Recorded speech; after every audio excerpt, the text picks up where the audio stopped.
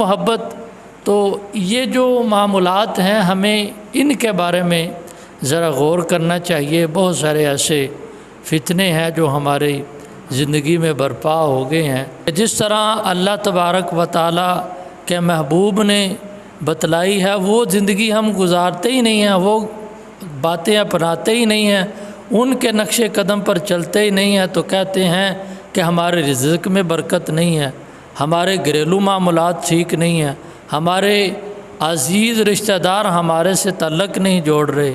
تو یہاں ایک بات کرتا چلا جاؤں کہ بدگمانی جو ہے نا، قرآن مجید میں بھی آیا ہے کہ بدگمانی سے بچنا ہے۔ اللہ تبارک و تعالیٰ بھی فرما رہا ہے، علماء کرام اس کی تفسیر فرماتے ہیں کہ گھروں کے گھر اجاڑ دیتے ہیں۔ بدگمانی کرنا کہ کسی کے بارے میں برا خیال رکھنا۔